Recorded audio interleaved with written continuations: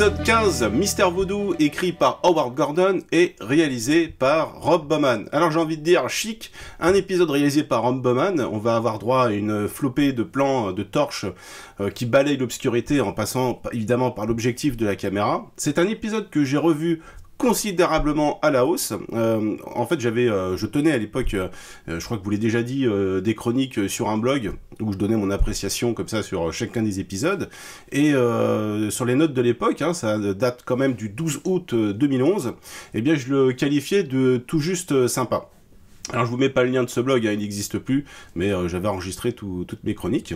Donc je suis très surpris de ne pas l'avoir apprécié à l'époque, hein, parce que je trouve que le rythme il est très bon, il n'y a pas de frustration avec pour boucler les sous-intrigues, hein, comme par exemple pour l'épisode Aubrey.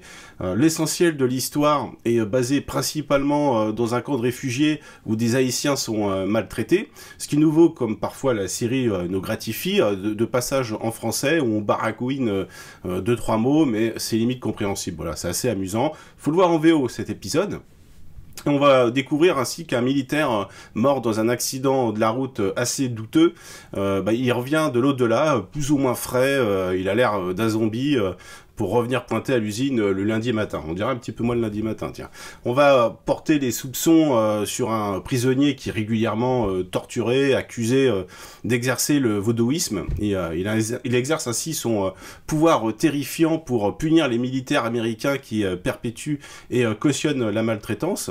Comme souvent, le côté paranormal va être contrebalancé par des explications rationnelles, comme l'essence d'une fleur qui peut endormir un corps, rendre ainsi son rythme cardiaque indécelable, et expliquer que les prétendus morts reviennent. Sauf que le monsieur, il a eu la nuque brisée dans l'accident. Donc voilà, on a toujours ainsi, on navigue entre deux eaux, entre le fantastique pur et le rationnel. Au passage, on peut noter l'intrusion de Monsieur X qui va nous révéler que le gouvernement ferme les yeux sur le traitement vis-à-vis des réfugiés, ce qui va donner un poids un peu plus politique à cet épisode. Son rencard avec Mulder par message codé interposé est assez drôle. Grâce à l'enchaînement des plans, Mulder découvre une carte à jouer dans sa chambre d'hôtel, le 10 de carreau, et le plan suivant, on voit Mulder qui attend dans sa caisse sur la route numéro 10 devant un panneau qui a la forme de la couleur de la carte. À défaut d'une enquête sensationnelle, elle marque les esprits car émaillée de plans chocs réussis, toujours liés aux hallucinations provoquées par le vaudouisme. L'épisode émerge par ses qualités plastiques, dont une petite scène à la lumière magnifique, qui m'a ramené au vertigo d'Hitchcock quand ils sont près de l'arbre avec ses couleurs désaturées. On a aussi un cimetière échappé d'un film de la Hammer. On a un final grand guignol auquel on pense à Lucio Fulci, notamment Freyer. Merci Arthur. Hein. Quand Scully panique dans la voiture, alors c'est beaucoup moins gore évidemment que le film de Fulci. Parce que dans le film de Fulci, on a quand même une nana qui saigne des yeux et qui vomit ses tripes et ses boyaux, mais au sens littéral du terme. D'ailleurs, j'aime beaucoup le titre original italien, Paura nella città dei morti viventi, donc peur dans la ville des morts vivants. Le final de l'épisode nous assène 3 coups de théâtre, un climax un poil ridicule car le colonel à la fin qui affronte le zombie, il y est accoutré comme Marlon Brando dans l'île du Docteur Moreau avec des faux airs de Rod Steiger. Vous savez, Rod Steiger, c'est un acteur qui cabotinait souvent au cinéma. Vous avez pu le voir dans le rôle du général dans Mars Attacks. Hein. Alors c'est lui arrivé plusieurs fois aussi d'être dans le sous-jeu comme le film Le Sergent où il jouait le rôle d'un colonel homosexuel.